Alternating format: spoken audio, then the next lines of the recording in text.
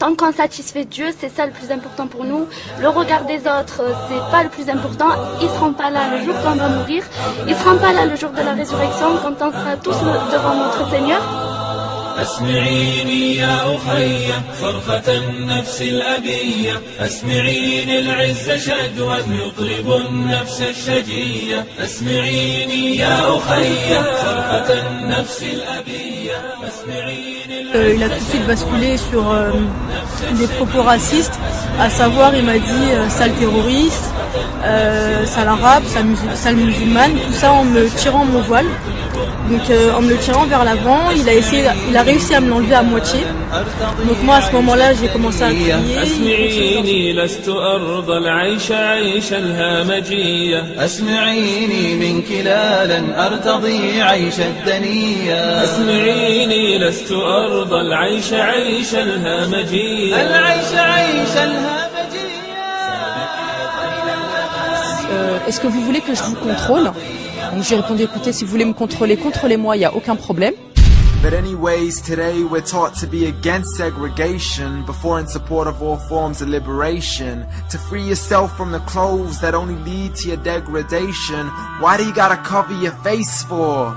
We gotta see your identification. But little do they know her identity's right there.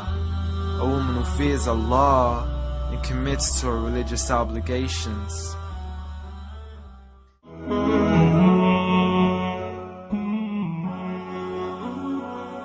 So they say a Muslim woman is oppressed. Avec mon vêtement, moi je suis heureuse. Moi c'est mon bonheur. C'est mon bonheur. Je fais de mal à personne. Je n'agresse personne. Je ne critique personne. Let's find the facts. And those who are calling for the freedom of women. C'est peut-être une prison au regard des autres. Mais en réalité, je ne me suis jamais sentie de toute ma vie aussi libre.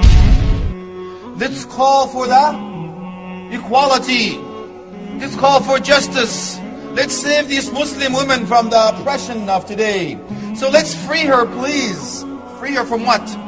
Free her from her dignity, of course. Free her from the clothes that she wears. Free her from the pride that she has. Free her that she doesn't know who the ancestors were. Let's free this girl. Let's set her free. Come on, girl, come on down.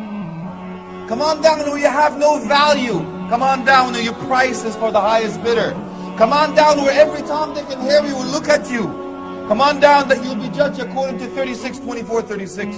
If you fit the bill, you're good. How big the measurement, how good you look, it's not what you have inside, it's what you have outside. It is a superficial, short-lived measuring stick that is judged by a human being. They put you like a hanger. They put the clothes on. This year is red. Everybody wears red. This year is black. Everybody wears black.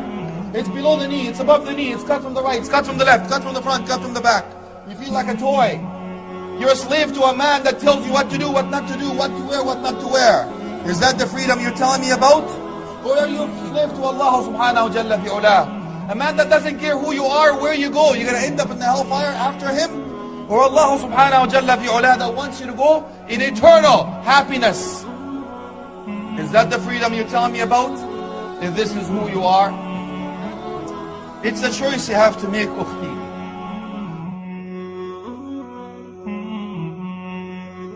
Every successful man needs a Khadija. So the first person to embrace Islam was a woman. The first person to die for Islam was a woman. Sumayya. The greatest scholar of Islam was a woman. Aisha. The person who loved the Prophet the most was a woman. Who was that woman? Fatima. The person who made the biggest sacrifice for Islam in one day was a woman. Khansa. One of the greatest fighters in Islamic history was a woman. Khawla bint al-Aswar. She fought on the back of horses, killed many kuffar, and spurred the mujahideen on to go on.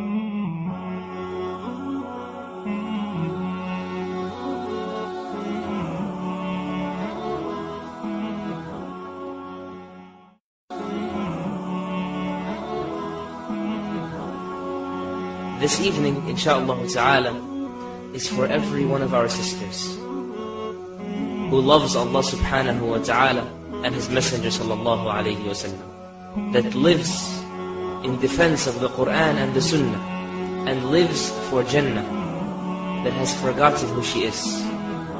I want to speak to you, but the real you. I don't want to speak to the lipstick, or the color contacts, or the pink hair, or the loud gum, or the head bouncing to the iPod, or the cowgirl boots, or the fake nails. I want to speak to you, the real you, your heart and your soul and your mind, about those things buried deep down inside of you that I wish that you could remember. Don't you remember who you are? وَنِسَاءٌ كَاسِيَاتٌ عَارِيَاتٌ مَائِلَاتٌ مُمِلَاتٌ. And women that are kasiyat, they have clothes on, they have fabric on their bodies. Ariyat, but they're naked. They're wearing clothes, but it's as if they're not wearing anything. Their clothes are offering no concealment for them, like the women we see nowadays. Ma'ilat, mumilat. They sway side to side in the way they walk, the way they talk, and the way they interact with the opposite gender. The Prophet ﷺ says, لا يدخلن الجنة ولا يجدن ريحها. They do not enter Jannah, these two types of people. And they will not even be able to find the fragrance of Jannah. The women that leave the house with the shape of their bodies defined, or their hair showing, or they are decorated in one way, shape or form, or they are perfumed. Every neck that turns, every eye that looks, you share in the sin of the person that committed it. You can be thinking about 1,000,001 things from the moment you leave your house till the moment you return. You can be thinking about school and exams and shopping and email and studying and friends and appointments. You could be upon the bus reading Quran or making dhikr, and you don't even realize it. That guy whose eyes fall on your thigh, or his eyes fall upon your arms, or your neck, or your waist, or your legs, any of this, you get the exact same sin because you made that sin a possibility. You made it available. And it appeared to them before Allah what they never expected. Sins and sins and sins and sins, mountains.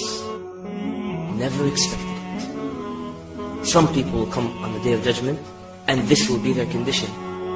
So wallahi, it's not just another sin. Our enemies, the enemies of Allah, the enemies of His Messenger sallallahu alayhi wasallam, the enemies of the Quran, the enemies of the believing men and women, they tricked the women, Muslim and non-Muslim alike, into selling herself like a piece of flesh on the streets. They brainwashed the woman into thinking that whatever attention she can draw to herself, that means she's liberated. They did it, for example, with the anti-Islam propaganda. They throw a bunch of women on screen with hijab on, and they say this is the definition of oppression, oppression, oppression, oppression, oppression. And something repeated so many times begins to settle in the minds and taken for granted as a reality and as a fact. Add on top of that, as sociologists will tell you, this is not some random guess. Trained specialists and researchers tell you that a woman, when she dresses more provocatively, she gets 14% better wage. The higher the skirt, the higher the pay. The more buttons open on the blouse, the higher the pay. The prettier the hair, the higher the pay. They trick the women into thinking the attention they can grab to what? To feed their perverse desires. They brainwashed women into thinking that was value. And they thought they were liberated. And they finally achieved equality. But I want to say they might have tricked the women. I want to say they might have tricked the women, but not you. not my sister, not the slave of Allah. You would not fall for that. You are wiser than that. Sister, my sister, O daughter of Islam. You see, that's who you are. The daughter of Islam. That girl jumping around on screen in the music videos, that's not you. That girl dressed in a business suit, staying late in a private office as someone's secretary, that's not you. That fool on the billboard, that's not you. Sister, O daughter of Islam, become modest. Do not remove the veil. Do not remove the hijab from upon you and then become regretful. Guard your beauty if it's honor that you seek, because the people around you are like wolves on the prowl. Wallahi, it is so true. They killed in you the most beautiful thing about you. Al-haya, modesty. Sister, O you who spends hours in front of the mirror, looking at herself, don't you know that Allah is watching you and looking at you as you are sitting there or standing there, pleased at what you are preparing of the disobedience of Allah? O sister who spends such large sums of money at the salon to give herself the new look for the party or the streets or the classroom or the boardwalk, how much would you pay to fix your look before Allah subhanahu wa ta'ala? Sister, wallahi, I fear for you. How many beautiful girls with beautiful skin got tried with skin cancer? That is so common in females nowadays. How many beautiful girls had to go through a procedure, an agonizing, depressing, grievous procedure, because she's tried with breast cancer? You think these diseases were always so common? Wallahi, they were not. Not in the age of obedience. I fear for you a punishment to come down from Allah. Veil yourself. And I fear for you that you don't really think you're going to die. Wallahi, you're going to die. We said this many times over and over again. That guy that you turned his neck in the street, wallahi, he will not benefit you when you are on that piece of wood and they are washing your body with that cold water.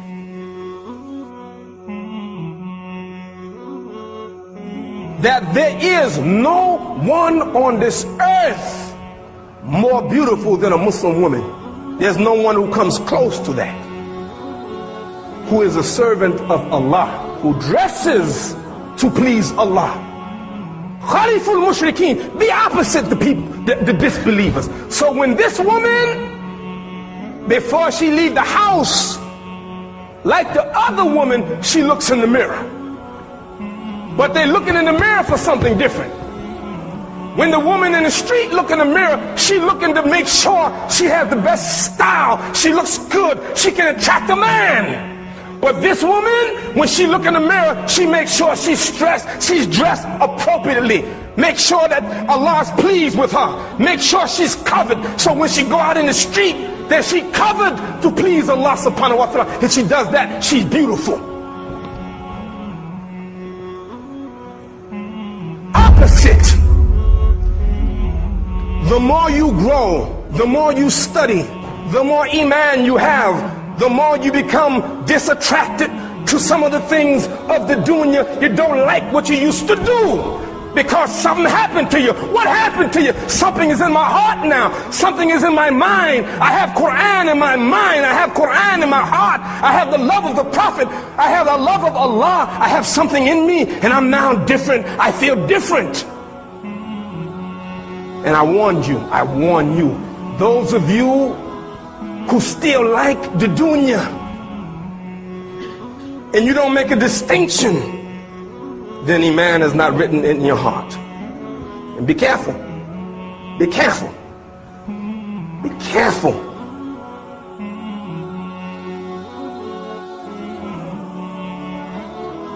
The choice you have to make. So you ask yourself, do you have a life or is it a lifestyle? What do you have on your walls? Who you listen to? Who you look up to? Who are you trying to imitate? You walk, talk, eat, dress, everything like. And you'll find out that some of them, unfortunately, go with the flow. That's how I roll. I get the bling bling, I go down. It's true. Why? Because it's the peer pressure of today.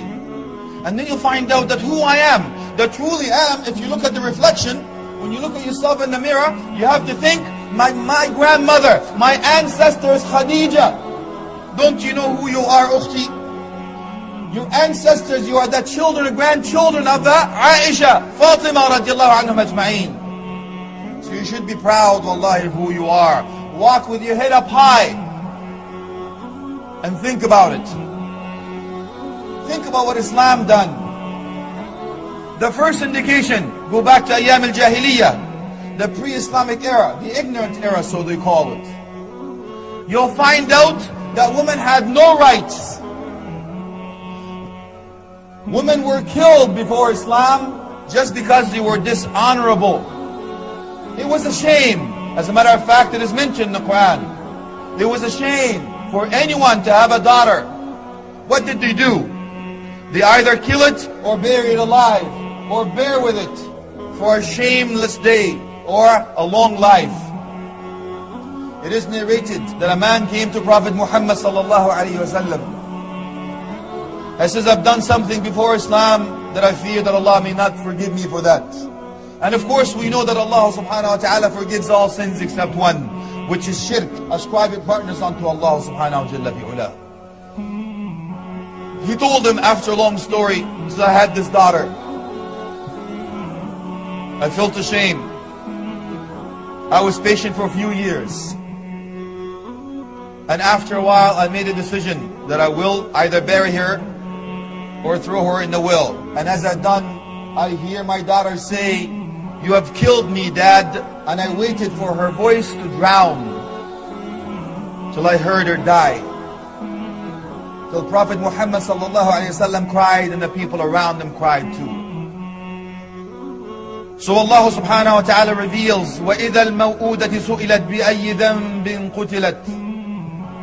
On Judgment Day, this ma'uda, this young child, this young daughter that's prior to Islam, what sin has it committed for it to die?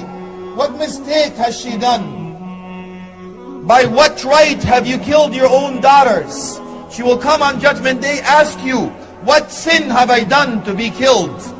What right have you had over me to kill me?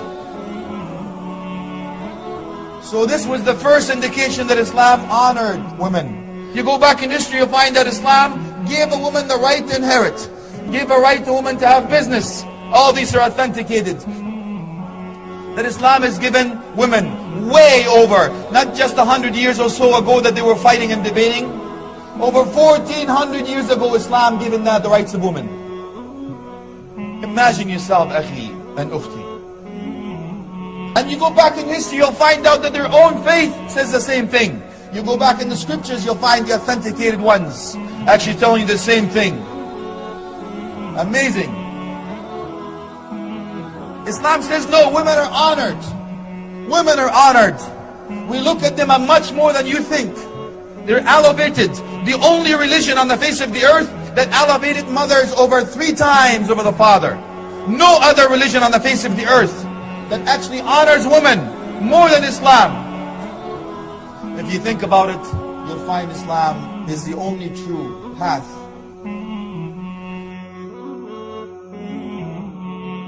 It teaches you that even when you go ask for your hand in marriage, a wife, she's still wearing the hijab. Why? Because you don't look at that, what we talked about before. You look at her mind. You look at her characteristics, her personality, heart, the religion background, the moral conduct background. Not the other way around where they meet in bars. If she's good or round or she takes her whatever. I'm trying to keep this a family show as much as possible. We have kids. How old are you, son? You get the gist. You understand what I'm saying. Allah help you, wallahi. But of course the sisters have it very difficult. You think it's easy? La wallahi.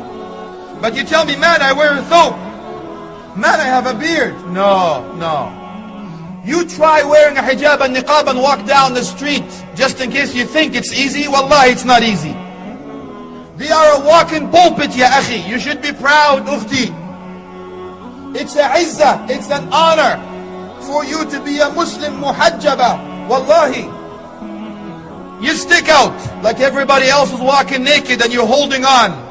Even though it's hot in the sun, the scholars say every drop of sweat in your body is the heaviest on the scale. You've shaded yourself here, Allah will shade you on Judgment Day, where there's no shade except His shade. 50,000 years. Imagine yourself. This is a true story. A young girl was wearing the hijab, another sister, supposed to be Muslim, says, isn't it hot? What did she say? قُلْ نَارُ جَهَنَّمْ أَشَدُّ حَرًّا. The hellfire is hotter. Imagine yourself, ukhti afifa, honorable. No one sees you except what is permitted to be seen, or those who can see you. Imagine yourself, ukhti, as if you're the only one that is fighting. When the whole army is fled, you're the only one holding on to La ilaha illallah, Muhammadur Rasulullah, in an environment that is full of mischief, transgression, evil deeds and acts. Imagine yourself, ukhti, being resurrected on pulpits of light, being proud to say La ilaha illallah Muhammadur Rasulullah, when everybody else around you has not. Imagine, ya ukhti, you're called Al-Qalil, you're amongst the few. وَقَلِيلٌ مِّنْ عِبَادِيَ الشَّكُورِ. May Allah make us among the qalil, the few, ameen. Only a few of my slaves are grateful. And how could you be grateful? Allah subhanahu wa ta'ala gives you the answer, وَاعْمَلُوا آلَ دَاوُودَ شُكْرًا. It's the amal, it's the actions and deeds. So once you wear the hijab, ukhti, Allahu Akbar. Imagine yourself, the honor when you walk around. Nobody will be able to see you and say, she's walking for this, she's looking for that. But we take the norm, or the general, insha'Allah, understanding the iffah, the honor and the dignity of that woman, by the blessing of Allah subhanahu wa ta'ala. So we go back and say, don't be fooled, ukhti. Don't be fooled when they tell you, like some other women done in another country, again so-called Muslim. They took off their hijab, placed it beneath their feet, and they start stomping on it, declaring it's the freedom of women now. Allahu Akbar. And everyone that followed her, she will commit that sin till Judgment Day. Could you imagine? The scholars will tell you, for every hair that is shown to a non-mahram, to a person that can actually marry you, is considered a sin. You imagine now if the sister is not muhajjaba. For every hair on her head is counted as a sin. You do how many people have seen you without? Multiply by the days of your life. You do the math. Subhanallah. Don't you see this sister that's walking around, especially in the West, that's wearing the hijab or the niqab, like an angel? Wallahi, I've never had so much respect for women till I've seen a sister is walking in the West, especially, that is wearing a hijab or niqab. Wallahi, she looks like an angel walking down. Ya Allah, subhanaka rabbi. By the izzah. And some now, the Muslim sister says, I don't want to be known, ya akhi. It's a difficult time, different this and different that. Says, you're going against the Quran, ya ukhti. Allah subhanahu wa ta'ala says, لِكَيْ يُعْرَفْنَ فَلَا يُؤْذَيْنَ لِكَيْ يُعْرَفْنَ. Allah subhanahu wa ta'ala, you wear this so you will be known. You will be known so you will not be harmed. How could you be known? I am not that type of a girl. That's a declaration. I'm a Muslim woman. Don't mess with me. Where is the pearl come from? The beauty of the pearl is inside the shell. The shell may not look that beautiful, but what's inside that counts. That is the beauty of the woman in Muslims. As the Muslim woman, the beauty of your ukhti is who you are, who you truly are, what you're created for, the reason that is inside your heart. The beauty under the hijab, not the outside, the fake. When you take that sister that looks like a whatever, you take her, you put her under a shower, you take her out, you take all that paint and all that plastic and all that stuff, she looks like a, sallallahu alaihi wa But the beauty, the one that worships Allah subhanahu wa ta'ala fi ula, no matter what, you actually admire and respect that sister. The sister that will be with you in heaven, inshallah, is totally different. So even the brothers, they may be fooled. They have the picture in the back of their mind that this is who I want to marry. That's beauty, that's love. But don't you see, ya akhi, look at all the dreams before and even nations before. You'll find out that hijab was before Islam. When people tell you that a Muslim woman is oppressed and they forced her with this, I said, you don't even know, you haven't done your own homework.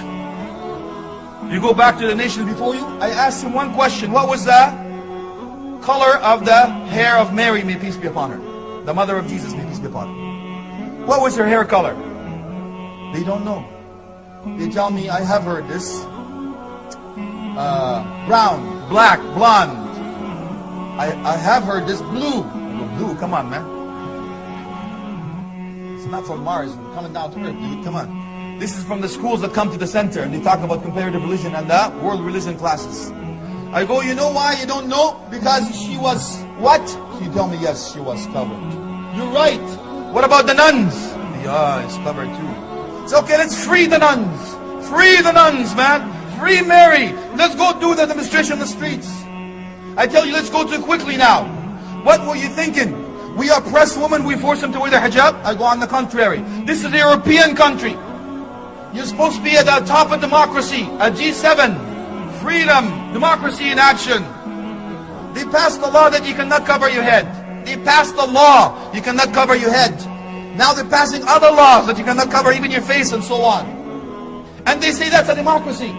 They tell you what to do, what not to do, how to live your life and what to worship, what not to worship, how to actually practice your religion, and they call that a democracy. Allahu Akbar. In France, after they passed that law, who walked in the streets of France asking for the rights to wear the hijab? Was it Muslim men? Was it Muslim men going, we want to oppress our women? Let them put our hijab on? No, it was Muslim women that walked in the streets of France asking for the rights to wear the hijab. It was French women that walked in the streets of France to support Muslim women for their own rights. Let them be. But hold on to La ilaha illallah Muhammadur Rasulullah.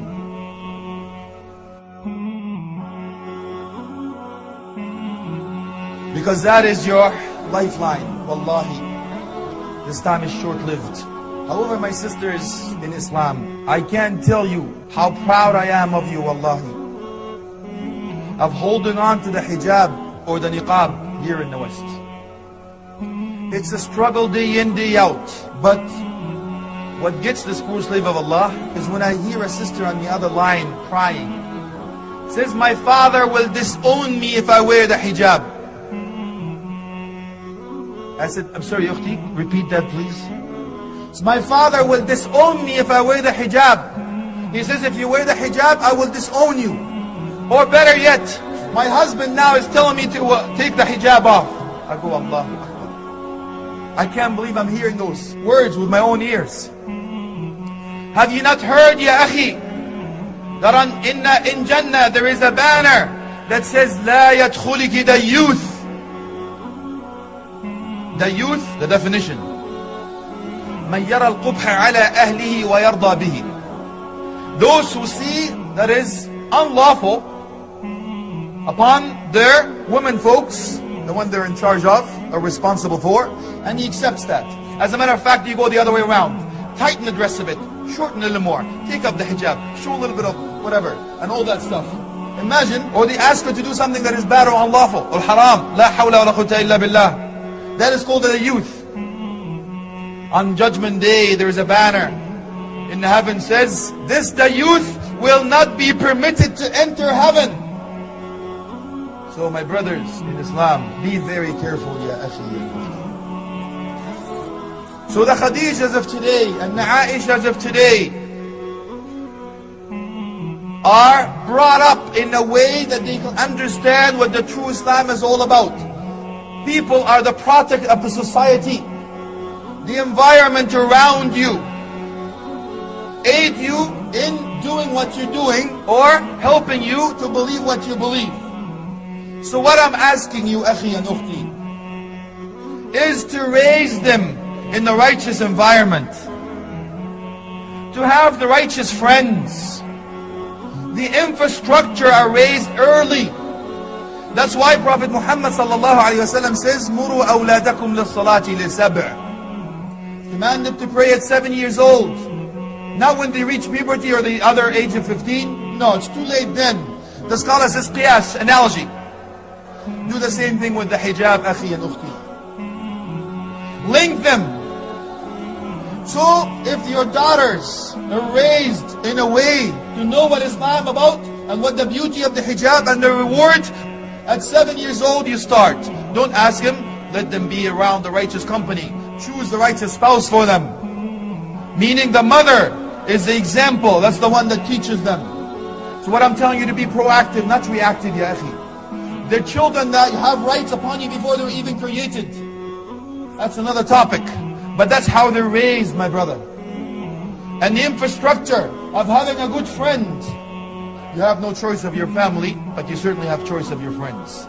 So 3 criteria you look for, ukhti, in order for you to hold on. To be resurrected with Aisha and Khadija, inshallah, ameen. If you see them, they remind you of Allah.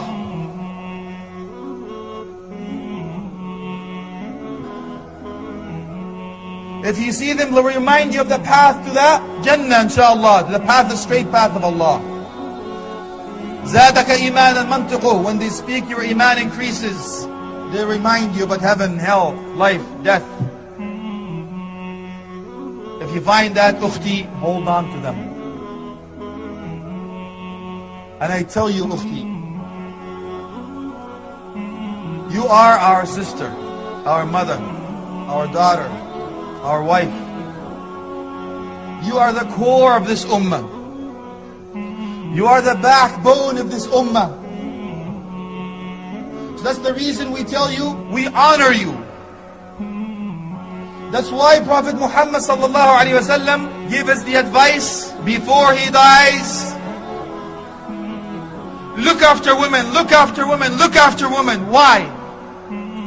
Over 1400 years ago, he realized that our enemies will come through Islam through the gate of women. They will start ruining them, giving these ideas about freedom. So he says, look after women.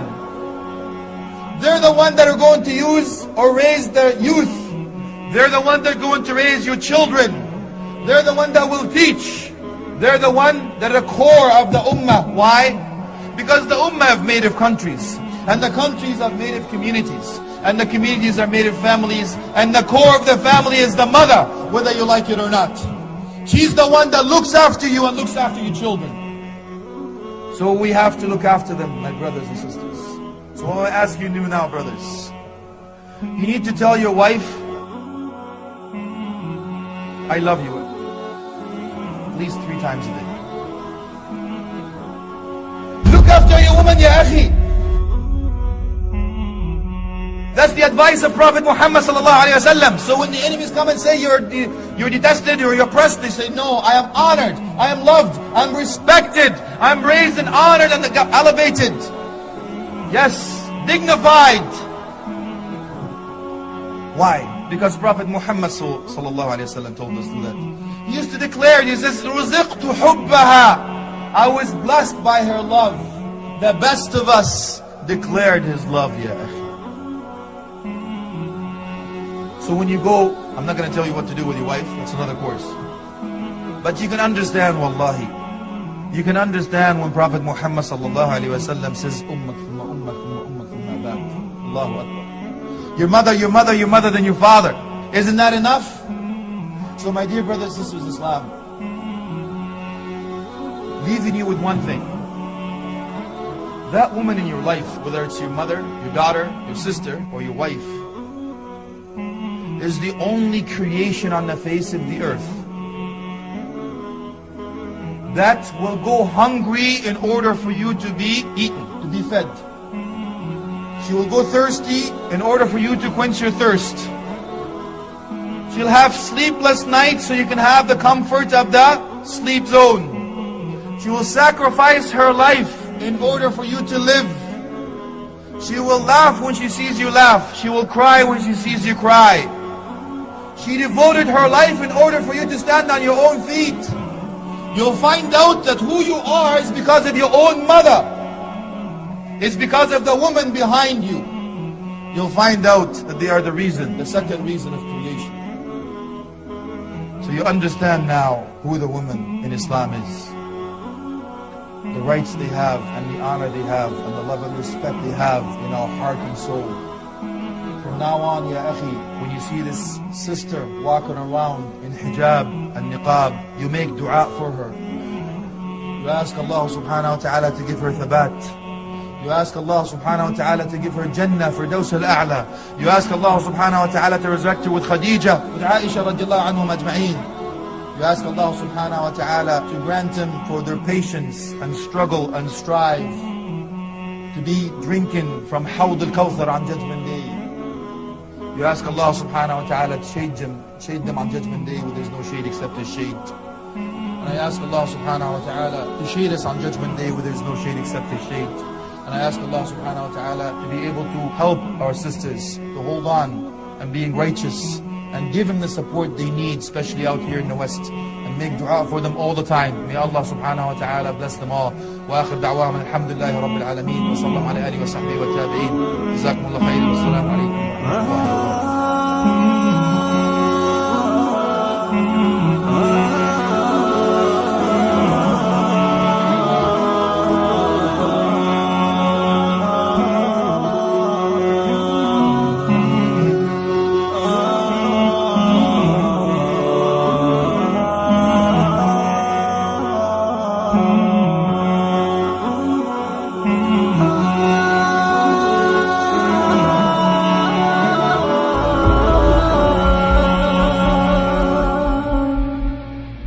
Tant qu'on satisfait Dieu, c'est ça le plus important pour nous. Le regard des autres, c'est pas le plus important. Ils seront pas là le jour qu'on va mourir. Ils seront pas là le jour de la résurrection, quand on sera tous devant notre Seigneur. The Messenger of Allah waged war against Banu Qaynuqa for the sake of one Muslim woman. Defend her. This tells you how important it is to protect the rights of Muslim women. And now when we hear the calls of Muslim women from all over the Muslim world and nobody responds back, that shows that there are no men left. Because a Muslim man would jump to the defense of his sister. This is what Rasulullah ﷺ did, and this was the sunnah that was followed by the Khulafa after him. Like Al-Mu'tasim, the Khalifa of Banu Abbas, when one woman said, "Wa Mu'tasimah," he responded by sending an army to fight with the superpower of his time, the Roman Empire.